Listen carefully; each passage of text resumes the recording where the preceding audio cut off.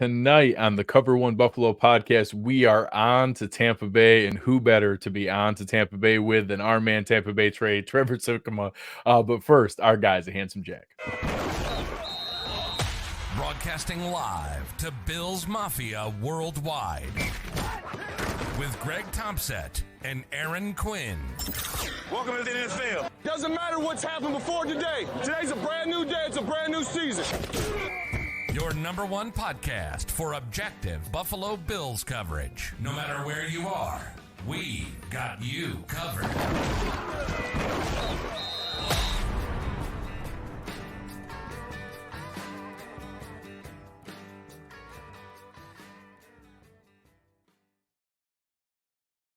Good evening and welcome to the Cover One Buffalo podcast. You are joining your host, Greg Tompsett, along with my partner in crime, Aaron Quinn. Aaron, do you think it's a subconscious accident that we're both wearing black in mourning?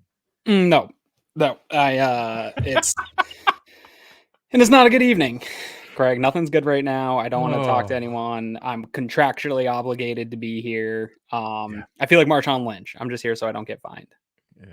Yeah, and I need this mentally. I need to move on to something else. I can't continue to stew in my own juices any longer.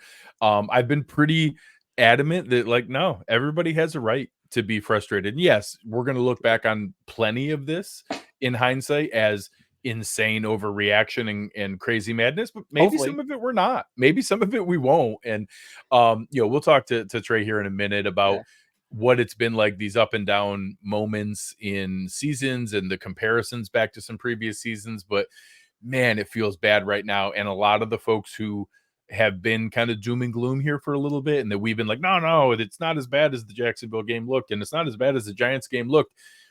Man, it looks pretty bad. And those folks certainly seem to have had a better pulse of this team than certainly what I did. And I know I'm shocked in what I've seen. They definitely feel vindicated for sure. Yeah. I am still going to push back against the people that lack any kind of nuance and just want to throw something at Ken Dorsey sucks, or this one thing sucks. And we're going to just dilute pretty big issues in a game where you lost in all three phases down to one thing. There's problems. Let's talk about them, but it should be nuanced conversation. There isn't one problem. And unfortunately, we also probably have to have a Josh Allen conversation mixed into this that nobody wants to talk about as part of a problem. But you're right. And Greg, you put out a tweet. We talked about it in the post-game show that not only is having this show and early in the week here and getting ready for the Tampa Bay Buccaneers good for us as a fan base to move on from that, but I do think this is actually good for the Buffalo Bills team, that they don't have a lot of time to sit and lick their wounds and they have to get ready for a team.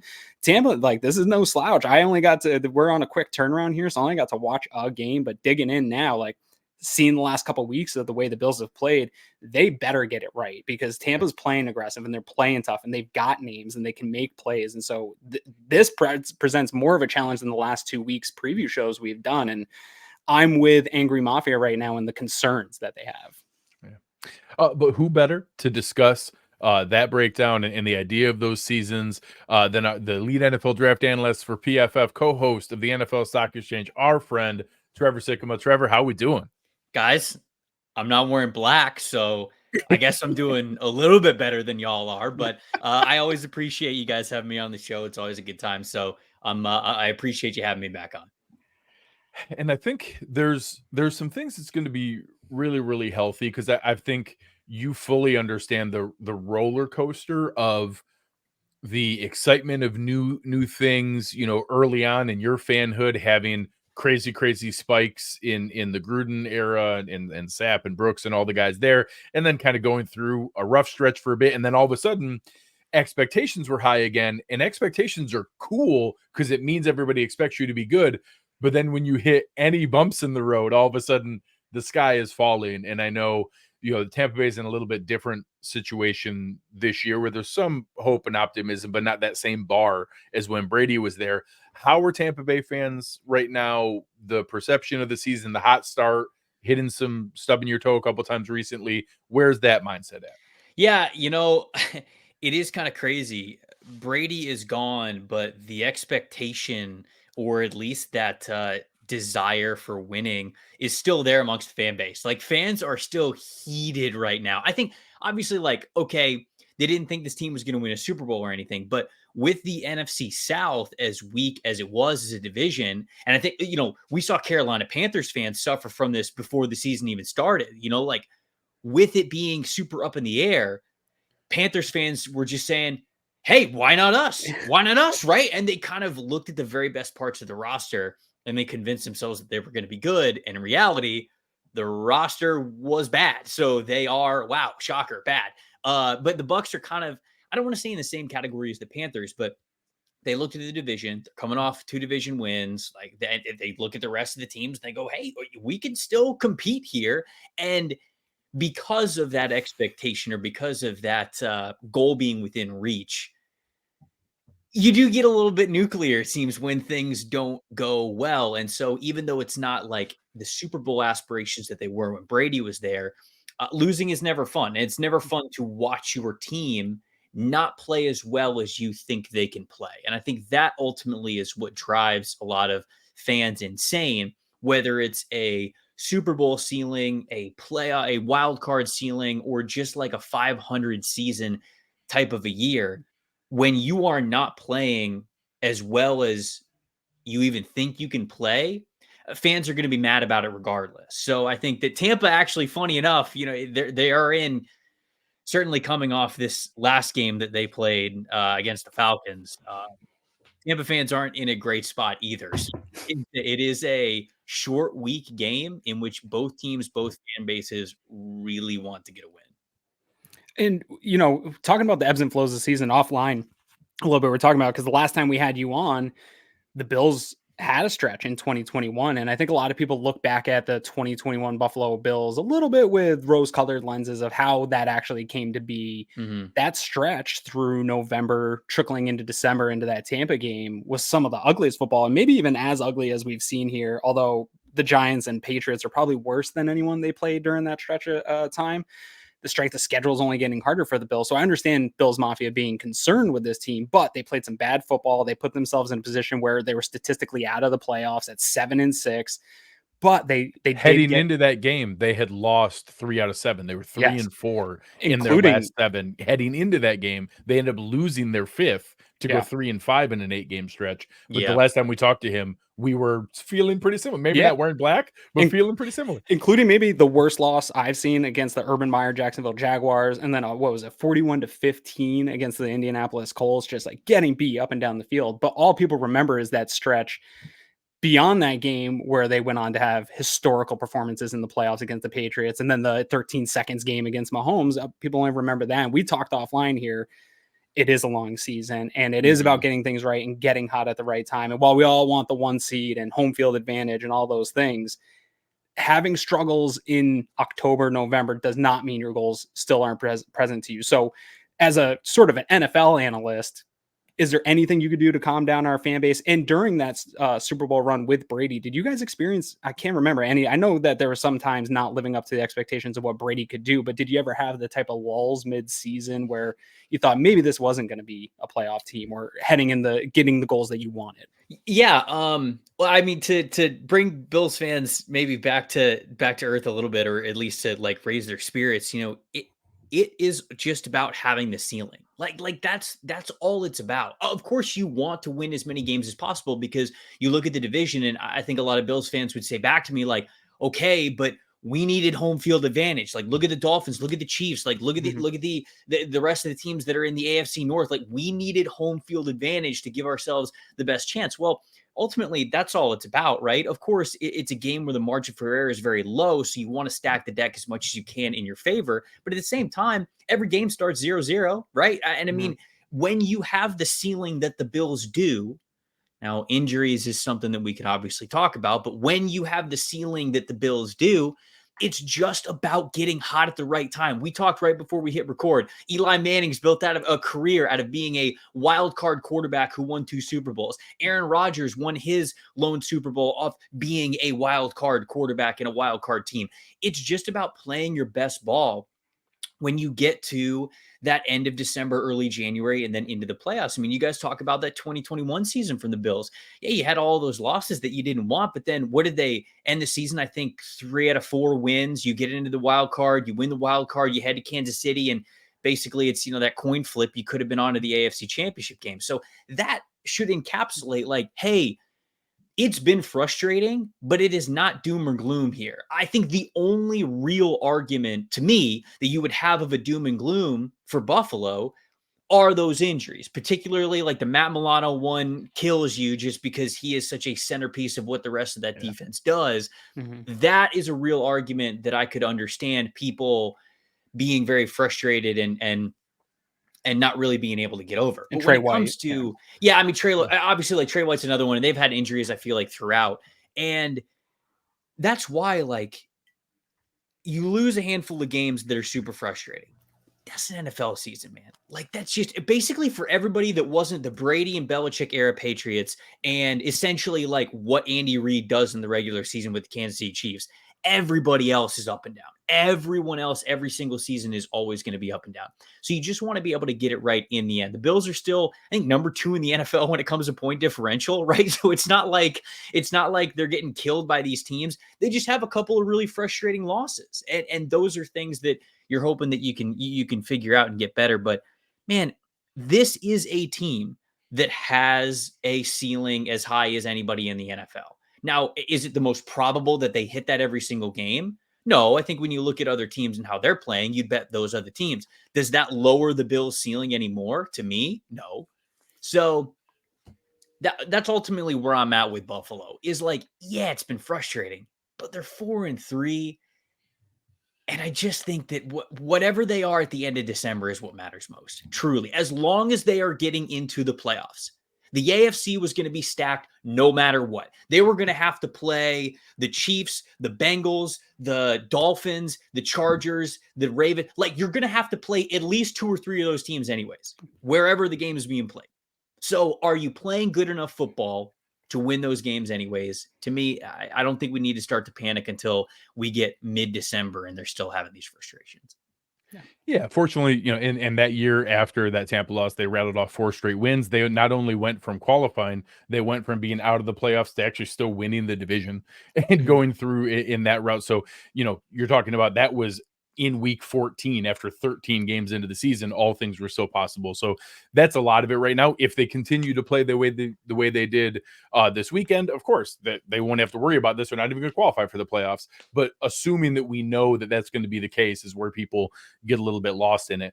Let's dive right into this actual matchup here and talk about, this is a Baker Mayfield led offense that still has a very dangerous 2-headed attack at the front. And I think that a lot of fans, maybe because right now the NFC South isn't the marketing darling of the NFL, you're not seeing their games constantly on primetime or being the top talked about matchups all the time.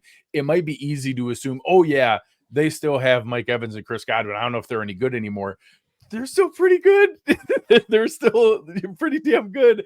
I won't lie. I'm a little nervous. Mike Evans is the prototype of the guy that we struggle with where, hey, we have guys who are pretty good at their footwork, positioning, being where they're supposed to be.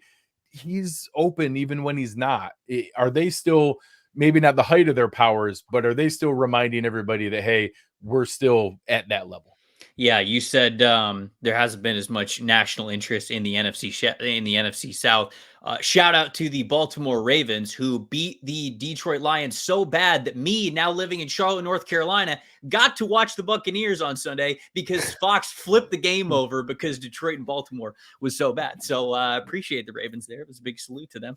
No, but I think that those two guys, when they're on, they're 2 of the best in the NFL. They're one of the best wide receiver duos in the league. And so I think that certainly, like, you can also throw Trey Palmer into that mix too. They haven't really been able to hit with Trey Palmer being a great deep threat for them as a rookie wide receiver out of Nebraska. He was their 5th round pick during the preseason. He was absolutely going off during a couple of their joint practices and even just scrimmages that were open. Man, we saw so many plays with Trey Palmer beating guys deep down the field. They've had a couple of opportunities to kind of cash in on that in the regular season, and Baker just has not been able to hit him. Specifically, I think it was the Eagles game was one that they absolutely could have had that they did not, because they did not hit those deep passes there. But the wide receivers are not the problem on this team. The passing offense, to me, is not the problem on this team. The problem is that they can't run the football. I tweeted this out earlier this week. Right now, if you just sort for running backs and fullbacks only, okay, so you're taking quarterback rushes and like wide receiver reverses, those things out of it, just from running backs, the Buccaneers unit is averaging 2.8 yards per carry. That is the lowest yards per carry average of any running back unit since PFF has been organizing that data going back to 2006.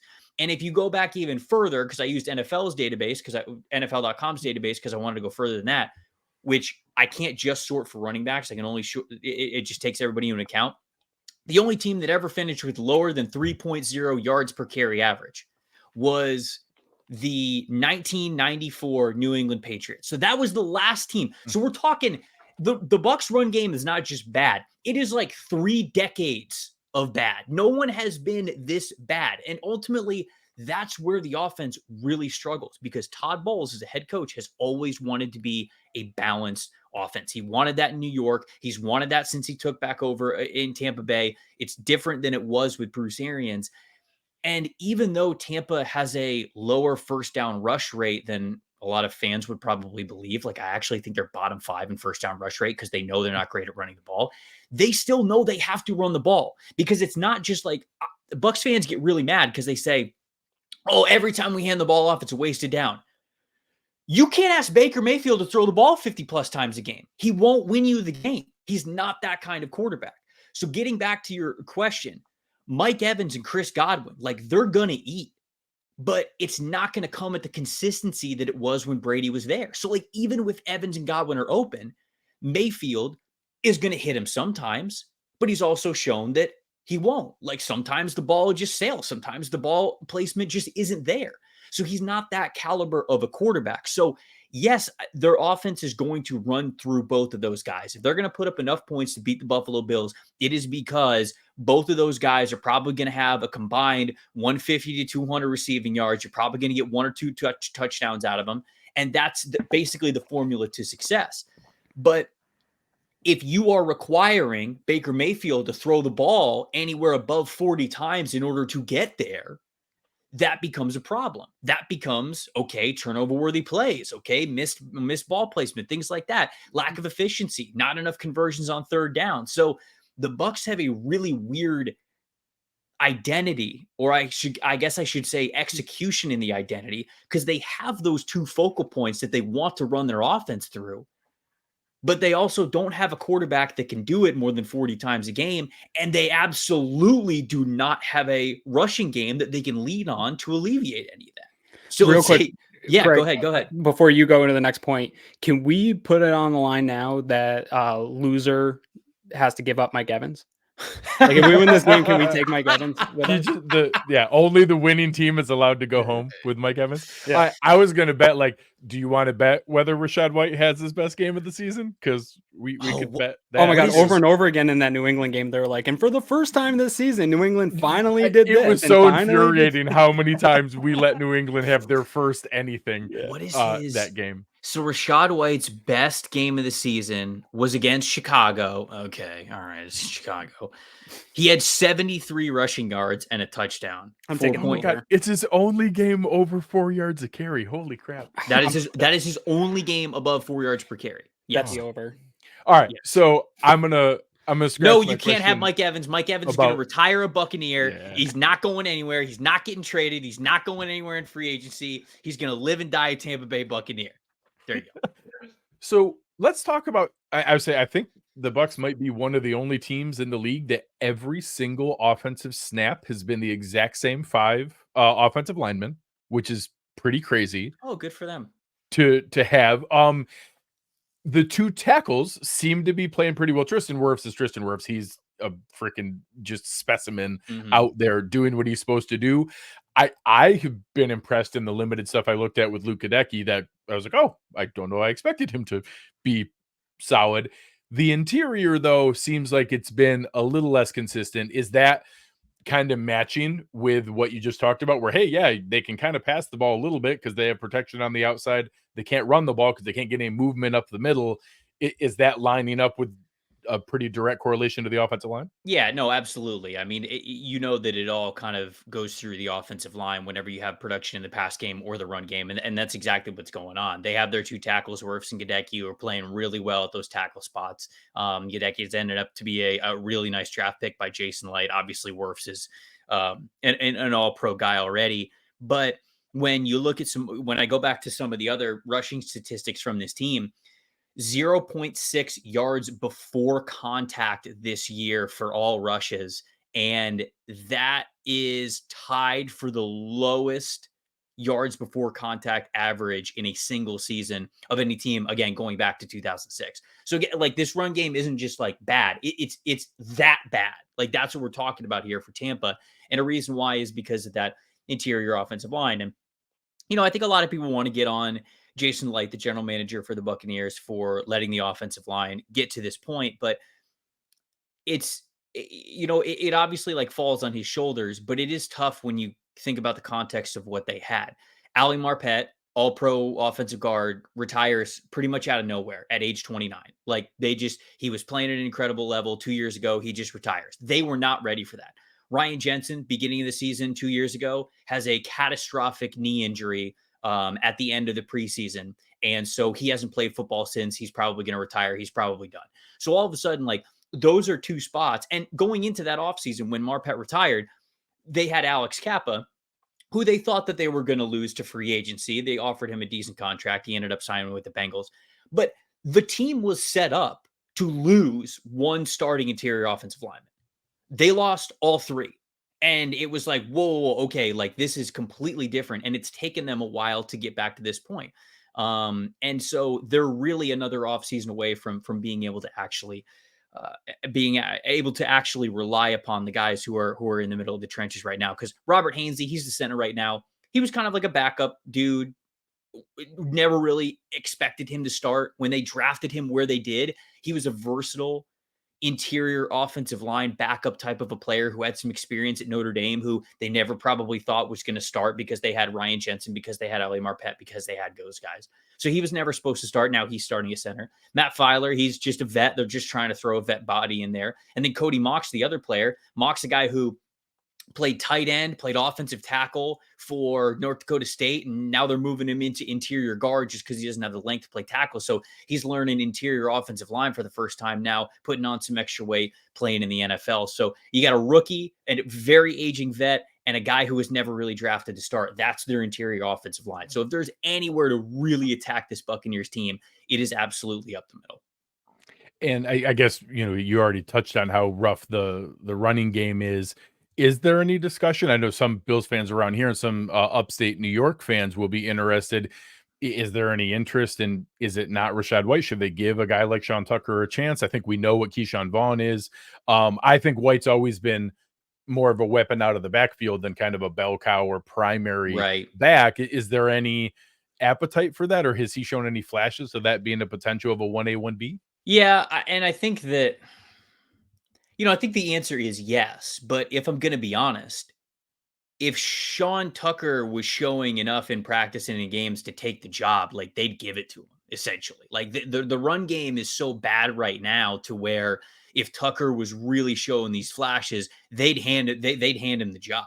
But it's the fact that he is still a rookie. He's still working on the vision part of things. Everybody who kind of lives up in your area who follows Syracuse football knows that, like, he's got the physical ability. I mean, the dude can run. He's big and fast, certainly for his size, and I think that's why the Bucs like him and drafted him. But he's not seeing the field well enough to make up for a bad offensive line.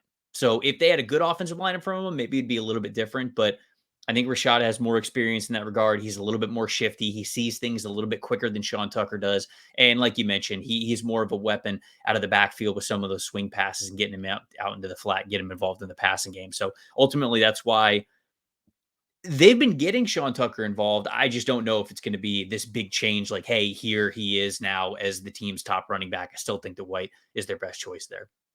Yeah, let's flip it over to the other side of the ball here. Obviously, all the talk here in Western New York is about the Buffalo Bills offense and lack of ability to take advantage of some pretty bad defenses the last couple of weeks here. And obviously, I want to talk about sort of overall. I know we'll go through the positions here, but one thing I want to ask you about, because you work with PFF. PFF has them graded as the 23rd defense overall grade. DVOA has Tampa as a top 10 defense, both in run and pass. I think they're 10th in pass, 11th in rush. They're holding opponents to 17.3 points per game, which is good for 6th in the NFL. Mm-hmm. Where's the disconnect on the grade? And what are you seeing right now overall from this unit? Because it's a lot of names we all know. If you've watched the Bucs here for a few years, like it isn't a lot different than what we've come to expect from this team. Where are they overall, and what is the difference in the PFF grade versus the other data right now? Yeah, honestly, like in ranking this unit, versus the rest of the NFL, I think they're higher than where PFF currently has their grades. The things that are bringing that down, like Ryan Neal's not having a good year. I thought that he was going to be much better coming in as that strong safety type to play next to Antoine Winfield Jr. He's not having a good year, and it was made even worse last week when he was kind of the guy who was standing right in front of Kyle Pitts as he caught that ball for whatever it was, 35-yard Just gain. watch that play, yeah. Yeah, for them to get into field goal range to win that game. That was kind of on Ryan Neal, and he's had some blunders as well. Jamel Dean's not playing very well. Carlton Davis isn't playing his best. Christian Izzy, and I love his future as their nickel, but he's still a rookie, so he's kind of making rookie mistakes. They've got Levante.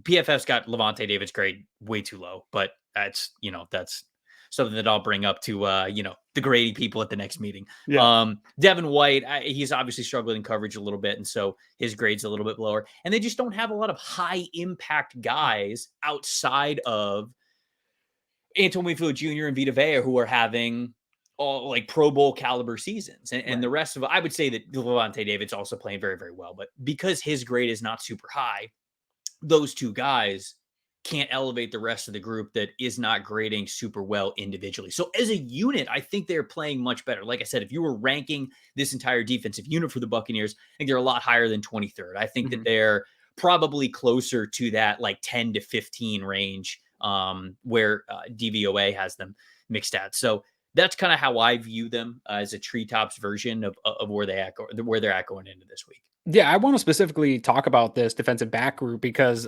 looking at it, again, the names, I was reading off to Greg earlier and we're talking about these names. And it's like, hey, I like Carlton Davis. I like Jamal Dean. I like Riney. I like Antoine Winfield. But it does seem right now that if there is a weakness, it's that back group there in the defensive backfield. Is that lack of, I know they blitz a lot, but they don't have a high adjusted sack rate outside of Vita Vea. I mean, Barrett's getting a decent amount of pressures, but they're not converting to sacks. Joe Tryon is same thing, getting a good amount of pressures, but it doesn't seem like a lot of pressures coming from anywhere else. Is it a matter of not getting pressure on quarterbacks is hurting that defensive backfield, or are they just taking a little bit of time with new pieces to sort of fill in together? No, I think it does stem from a little bit of a lack of backfield production. And I think that Kalijah Cansey being healthy is going to help them out there.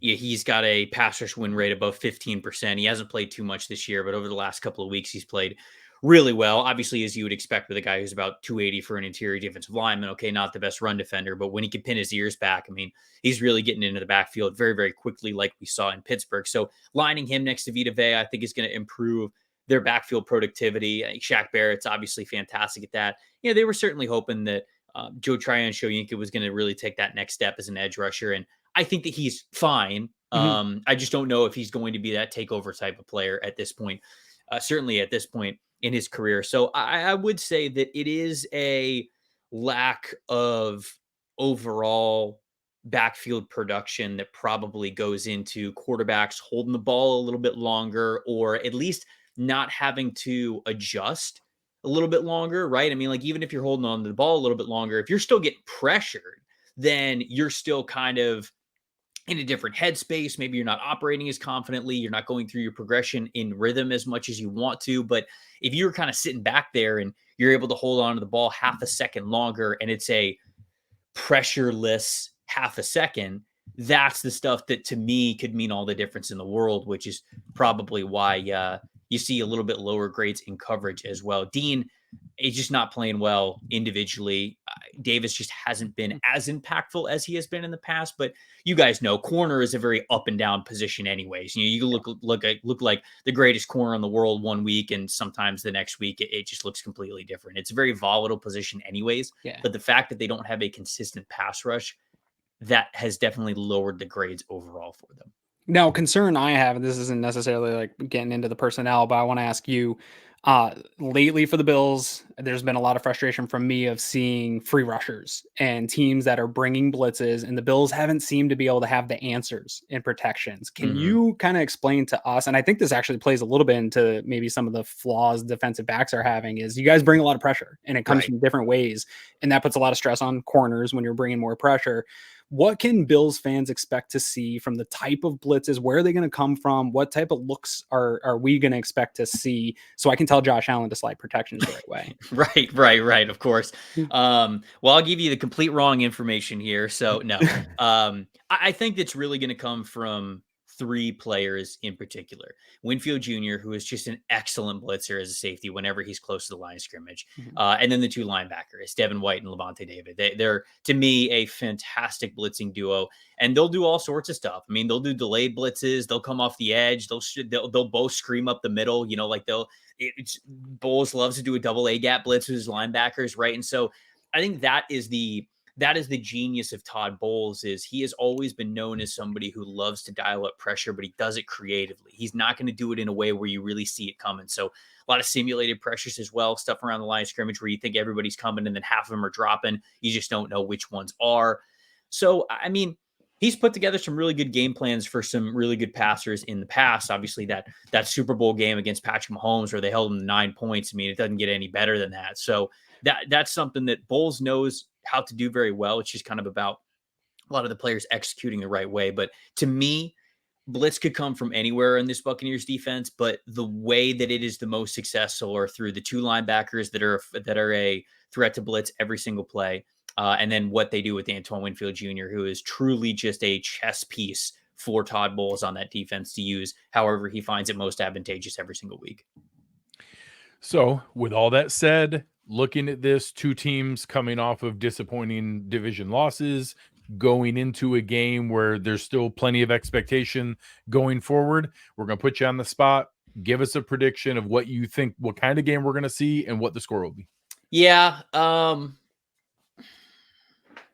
think it's either, I either think it's going to be a close game, or I think the Bills could have an absolutely get right game on this team. And it all kind of depends on how Baker Mayfield adjusts to the short week, playing on the road, hostile environment, and a team that's really dang good, right? So how Mayfield plays will be the biggest difference in this one. I think how pinpoint accurate, like we talked about during the offensive portion, is going to go a long way. Ultimately, I do think that the Bills win this game, and they should, in my opinion, they should win this game. They are the better team. They have the higher ceiling. Every game in the NFL is close, especially when you're talking about short week stuff. But I would say Bills are winning this game 27-17. If I was given a score, that would be my guess. All right, let the good folks know what you have going on over at PFF, over with your show. What can they expect from you coming up? Sure. Yeah. No, appreciate the chance to throw the plug out there. Well, we are doing so much draft work already. I'll tell you, I think the Bills fans shouldn't panic yet, but any Bills fan that wants to panic enough to look ahead to the NFL draft, come on over. There are some. PFP, come on over. I've seen a few in my replies. Yeah. There we go. So come on over to pff.com. If you go over to the NFL draft tab, myself and a lot of other great people who help me out, we are doing all sorts of different rankings, all sorts of different analysis. We're getting the potential 2024 NFL draft class ready for you. We already got 200 players in the class ranked by position and overall on a giant big board. If you're in a mock drafts, our mock draft simulator is up. We are updating the draft order every single week, so you can control any team that you want. You can go all the way up to 5 rounds. We've got 5 rounds unlocked, and all 200 of those players that are ranked are going to be in the mock draft simulator as well. So that's only getting more players, more rankings, more updates, more analysis as the season goes on. So anytime that your wonderful fans and listeners want to check out the 2024 NFL draft, come on over to pff.com.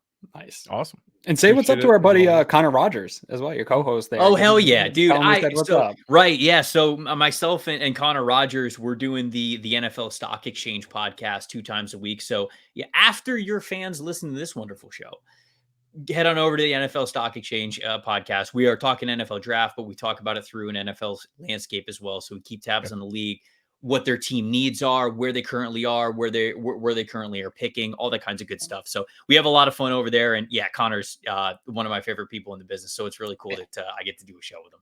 Yeah. Awesome. Thanks as always. We'll talk to you again. Hopefully one of these times we'll get on together when our teams aren't coming off of frustrating losses, and we'll have a more pleasant discussion. But we appreciate your time as always. Talk to you online, and we'll have you on again soon. Appreciate it, guys. Anytime. Hey, thanks, man. Thanks, Trevor. All right. So obviously, going through the paces here, I think that Trevor described it perfectly, and the should word is key. That'll come up in our predictions as they happen. But first, let's talk about our friends over at Leftern and the awesome stuff that they have going on this week. This is near and dear to my heart. I really, really love this one. It really speaks to me. The week 8 of this season 5 of the Leftern Game Day series is out now. This week's print is titled Tecmo Bowl. The print, playing on nostalgic Halloween themes, was designed by local multimedia artist Nathan DeJanis Librera. 100 stamped and numbered prints get released each week on Instagram, on Twitter, and Leftern Co. So give them a follow. The website to purchase is at www.leftern.co. Grab one before they're gone. Individual print sales this season help support Buffalo Cares, a local nonprofit that helps find homes for abandoned and sheltered animals locally. But Nathan, this is fantastic. It's 2 kids in Halloween costumes sitting there playing Tecmo Bowl on an old school TV. This poster is my childhood. This poster is what me and my friends did all the time. It's so fantastic. I love it. This is straight up going to be my house, whatever, that Tuesday night. It's got pizza off to the side, chips, some candy, kids dressed up in their costumes playing video games. That's my house to a T on Halloween, and it was growing up. Bills fans, don't let your feelings about the team keep you from interest in things like this, because this is a fantastic one. And I know we deal with it all the time, Greg. When we come off a loss, content just dips. Don't miss out on cool pieces like this just because you're in your feelings. Make sure you head over to Leftern and support them. This might be my favorite one so far of the season, coming up here on a short week. It really is. And when you're talking about it, it's me. I'm the one in my feelings. And I still need that poster. I still need it. So obviously everybody's asking us what we need to do. And I thought, what a better way to discuss the fresh design of the week is asking us, what do we need to see change? How much do we need to see change? Obviously you and I are never going to be the people out front saying, yes, fire that person, bench that person, cut that guy, trade that guy. We're not extremists to that degree. I think we've both come around on the idea that we do need to see some changes. You made a very prescient tweet about, is this the most pressure Brandon Beane has felt about needing to make a trade? We've talked about, hey, maybe we do need to see some legitimate tweaks or shifts in game plan and approach and things. Where have you started to settle on in your mind? What are some of the things you either want to see changed or think are most likely to see change? Well, one, I want to frame it in the context of the NFL is a very weird season right now, Greg. Warren Sharp put out a tweet last night that I think got lost in some of our madness, raging, which is fine. But just about explosives are down, offensive production is down. I do think defenses are a step ahead right now of all offenses in the league. Even Kansas City, I know people want to point to how easy things end up looking for them a lot of the times. It's not been super easy for Kansas City, and I think their fan base has frustration that it hasn't been very easy. And even obviously they were playing a much better team in the Philadelphia Eagles, but Miami's offense didn't score any points in the second half of that game. And so there's a lot of nuance that gets baked into this. We want the big explosive plays, right? You don't want Josh Allen to have to matriculate the ball down 13 play drives consistently to get points. And right now it feels like the Bills aren't doing the dictating and the defense is, and they're trying to take what's given to them and do that type of stuff. And I think that's trying to put a round peg into a square, or a square peg into a round hole. I don't think Josh Allen is that guy. I know a lot of comments are being made about they're neutering Josh Allen, and I understand the coach's desire after seeing what he did against the Jets to try to reel that in and play within the offense. But I do think it is time to get back to a little bit of what makes the Buffalo Bills special. And to Trevor's point, what gives them the ceiling that can be so high at times. And it comes with Sugar High Josh, right? Like, what makes them great also is something that can be really terrible and off the rails. But I do think here at some point they need to sort of take the reins off Josh, introduce more of the physicality in the run game through designed quarterback runs. I know there's a big segment of the fan base that doesn't want to see that or hear that. I thought there was a number of opportunities for that in the game this past week. And so I would get back to some of what you've had success with in the past. And it starts there. I know there's a big conversation about the 12 personnel versus 11 personnel. I don't think those are the significant changes they need. Kincaid had a great game at a 12 personnel a bunch here. I think he's shown he can be a number 2 type target. But I will say Khalil Shakir is also making a case to get on the field more. So I think it's finding ways to get the ball to people besides Stefon Diggs and really just letting Josh Allen do Josh Allen things and, get it out of his head that he has to stay behind the line of scrimmage and try to make that play and try to get the play and do more running and just be smart about it when you're out there and running. And I think that is what the Bills offense needs. I think it's what makes Josh Allen in this Bills offense special. And if you're a defensive, I always try to look at this offense through the lens of a defensive coordinator. If Josh Allen isn't running and isn't that threat in the run game, especially in the red zone, that makes my job so much easier as a defensive coordinator. And so I want to reestablish that threat. And not only like maybe you don't have to use it all the time, but have it established as part of what this offense is. You're spot on. It's exactly where my mind went. And I think, early on in the season, we talked about it, and I support the idea that, hey, none of our ceiling matters if healthy Josh Allen isn't there for that ceiling. So sure. I support the idea that, hey, we need him to run less. We need him to be less involved. I thought less was picking and choosing. Hey, when it's a critical third down, go ahead and try to, or fourth down for that matter, this weekend. It's okay to go pick it up. When we're in the red zone, I don't mind Josh running for some more touchdowns. And it hasn't been none. Of course, we are still seeing some performance and running from Josh. He does still have, 148 or 29 carries for 148 yards. So 29 isn't zero. But 29, including maybe some that are even kneel downs in that number, right? Over 7 games, 4 rush attempts per game is a pretty sizable decrease from where we were before. So my tough part is, and I'll use the analogy. I wish I could give credit to the follower who gave it early on in the season with Rocky 2, and that Mick makes Rocky train to fight right-handed and to fight in a traditional standard style because that wasn't what he was expecting, and Apollo wasn't going to be ready for it, and he'd be able to go through the fight and actually catch him by surprise. And then in the 8th round, you hear Mick yell, "Now!" And Rocky switches back to left-handed and completely throws him off. And that's how he wins the fight. And that's how he gets into that situation to be able to do it. And that's what I've had in my head the whole time, is that, hey, we're not actually stopping him from running. We're just delaying when he's allowed to start running.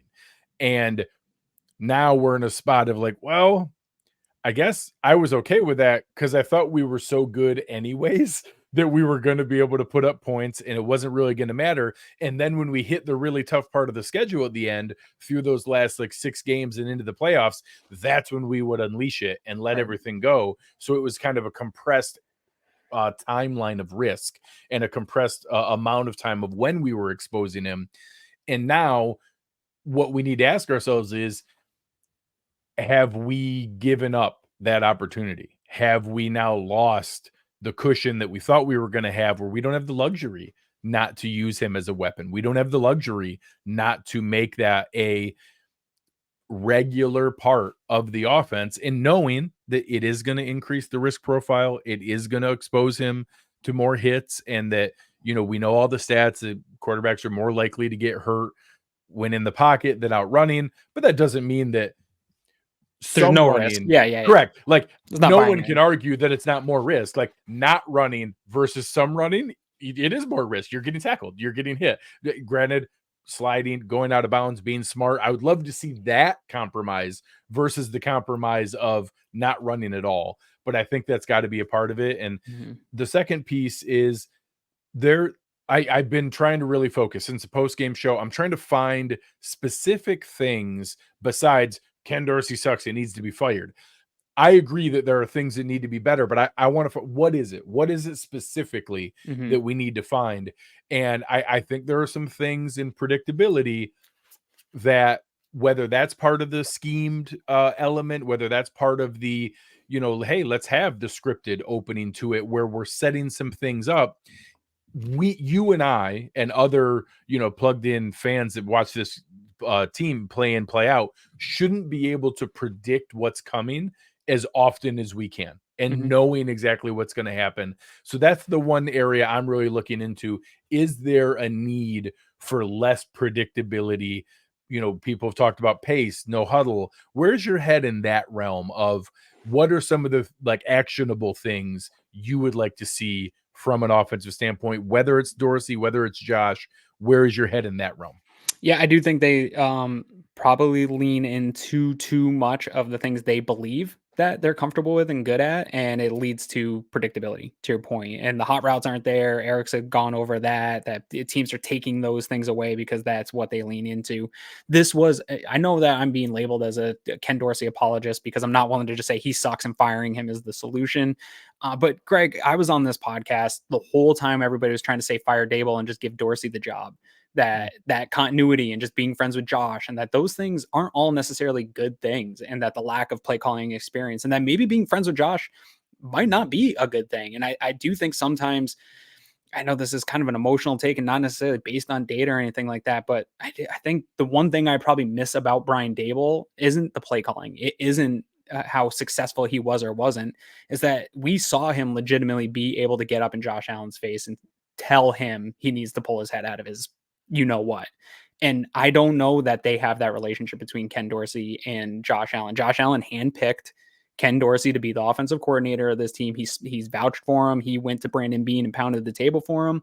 And I think that relationship's maybe more too much of a friendship and not enough of a coach and quarterback relationship.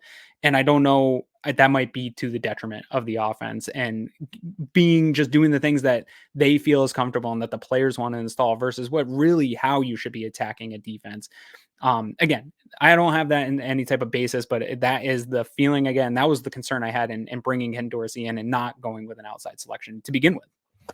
Yeah, maybe we need someone who Josh Allen doesn't like. Maybe we need someone that, frustrates him and that they get in fights and that calls him out on stuff and that they're not best buddies. I don't know. I don't know. Again, we're all kind of grasping at the thing, and most people's answers or suggestions or ideas is like boiled down to an essence of, well, something's got to change. And it can always be worse though, right? We've had these conversations for years that people are saying in my mentions that, well, it can't get any worse. Oh boy, can it.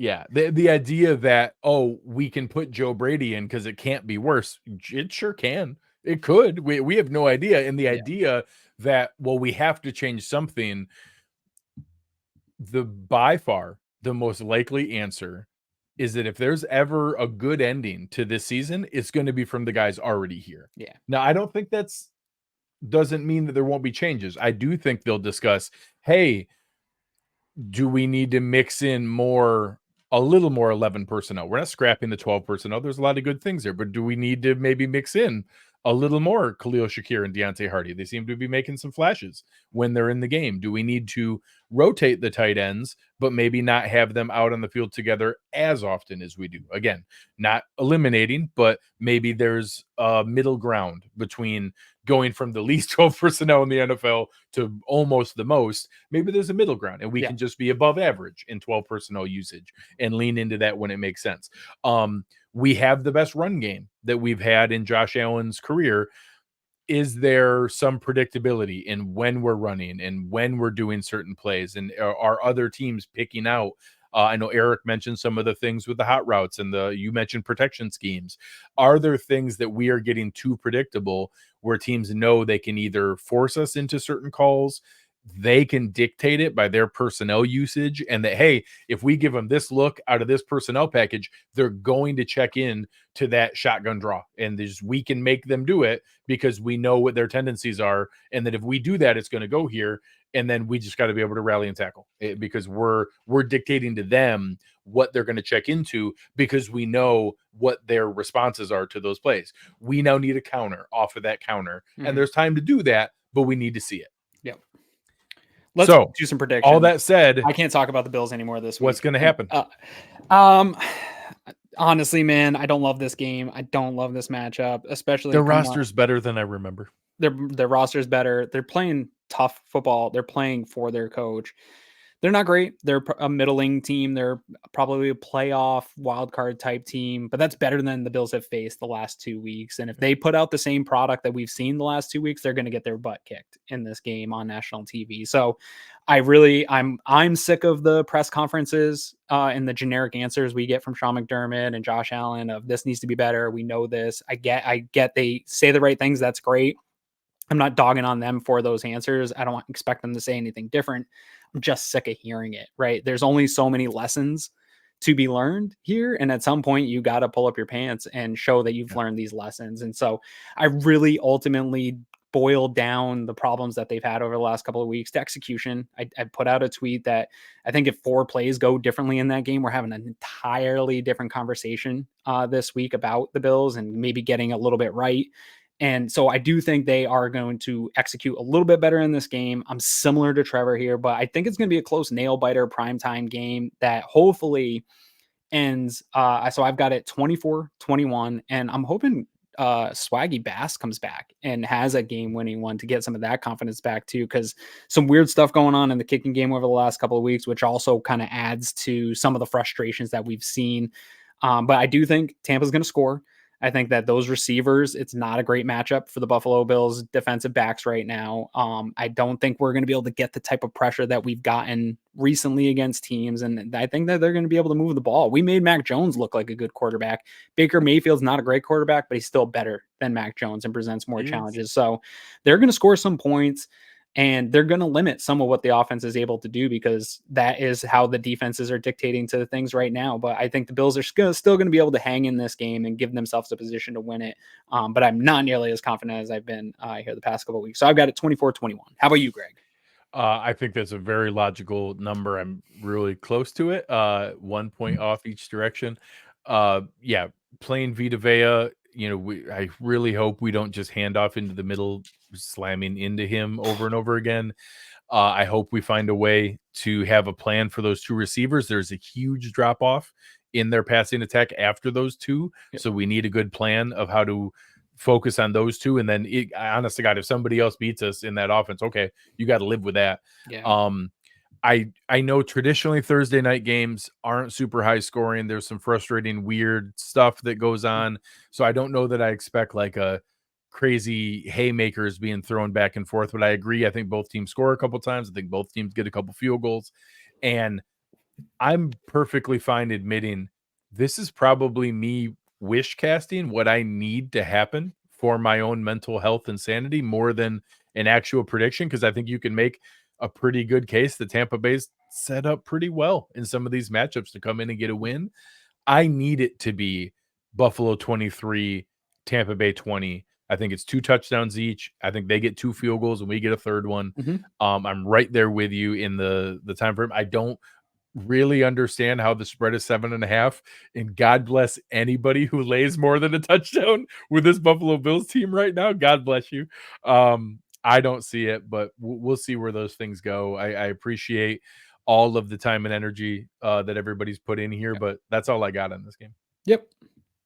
And now I'm not any longer contractually obligated to talk about the Bills for the rest of the week. So there you go. You get a little bit of a break. Yeah. All right. Thank you guys. Make sure you press the like button on your way out. We really appreciate everybody here tonight. We'll talk to you guys soon. On behalf of Chris Kepner and Aaron Quinn, I'm Greg Tompsett. You've been listening to Cover One Buffalo, and we are out.